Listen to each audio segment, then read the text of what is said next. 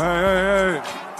Alright fellas, I just got done watching the Trailblazers Sixers game from last night, and let's just say I got some notes. Now, as the title of the video suggests, we are going to be diving into Scoot Henderson specifically to start this video, because a lot of people are up in arms, ready to call him a bust, even though it's been 3 games and he's a 19-year-old guard, which that, archetype of player usually does not equal great production in their first couple of weeks in the NBA. Now, through his first 3 games, Scoot Henderson is averaging a little over 7 points, a little over 2 rebounds, 3 assists per game. He also hasn't been shooting the ball great. He is hitting a third of his shots from the field. He's 1 of 12 from 3. And if you are looking for a silver lining, he has hit his lone free throw shot, so he's 100% in that business area. In addition to that, his assist to turnover ratio is under 1, which is not good, and he has fouled 5 times in 2 of those 3 games, which again is not great. Now, I'll be honest, the stats look really bad, although watching the tape, I am not at all worried about Scoot Henderson. Don't get me wrong, his play has been worrisome, but I am still holding my stock in Scoot. He's going to be a great player down the line. It's just going to take him some time to figure it out. And for further evidence, I'll toss in some stats from other top drafted guards from NBA history who have similar play styles as Scoot. Russell Westbrook in his first 5 games averaged 10 points, 2 rebounds, 2 assists, was not shooting all that great at 34%, had just as many turnovers as he did assists, very similar to what Scoot's doing. And even going back to Jaden Ivey, last year, he was scoring the ball better than Scoot did. He was also taking a lot more shots. He averaged 15, had over 4 assists, also had 2+ turnovers a game. So again, this goes to show that being a young guard, a young physically gifted guard in the NBA is not usually a recipe for greatness. Either way, from watching the game, Scoot is still making great plays. He's just also making an equal number of boneheaded, low IQ plays as well. Obviously, the big draw to Scoot is his explosive athleticism, his ability to get to the rim, his ability to score at the rim, and his ability to set up his teammates. And it's not like these facets of his game have just magically disappeared. He's still having a good number of flashes per game where he excels in these areas. Like this play here, Ayton grabs a rebound, outlets it to Scoot, and in transition, he just takes the Anthony Melton straight to the rack for a very easy layup.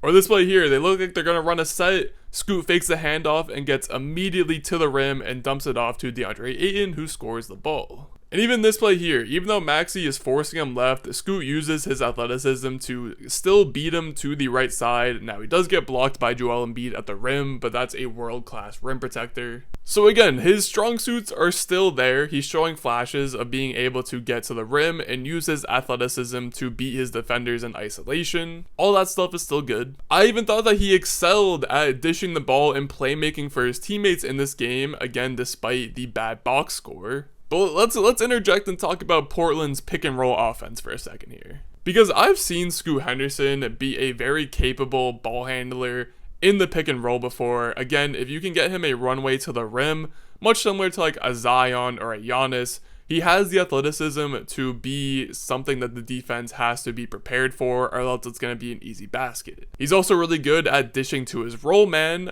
He still has some work to do when it comes to skip passing to other open shooters, but he's shown flashes of that as well. And on this play here, he even shows a great ability. They're going to trap him out of the pick and roll, and even though the pass gets deflected to Ayton, it's the right read to make, dumping it to the big so that he can then make the other assist to an open cutting teammate, and it's a nice hockey assist for Scoot.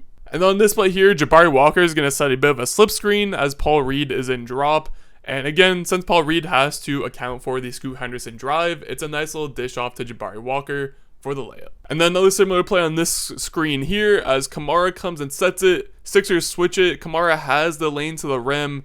It's a good pass by Scoot. Kamara should have dished it out to the corner. So again, not on Scoot's fault that this ball gets out of bounds, but a good read by him. And then this last one's a great example of what I mean by Scoot using his athleticism and rim pressure to create for his teammates, because he gets a step on Maxey, gets the catch and rip through, drives to the rim, the big has to come and defend him as well, leaving Jabari Walker wide open for a little dump pass. Now switching over to the negative stuff, again, Scoot did have 4 turnovers in this game. He's had a whole lot of difficulty with turnovers in general to open the season. This first one's a good example of what not to do when the Sixers are trapping the ball handler on pick and rolls.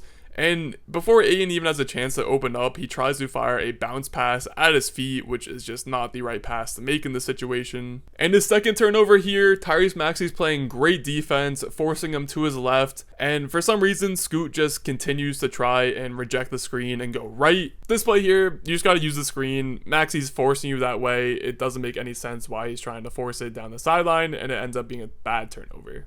Then here, the third turnover is just a really weak pass at the top of the key. Not much to say about this one. And then finally, the fourth turnover, also just a situation where he doesn't seem to be extremely confident in his game with how he's been playing so far.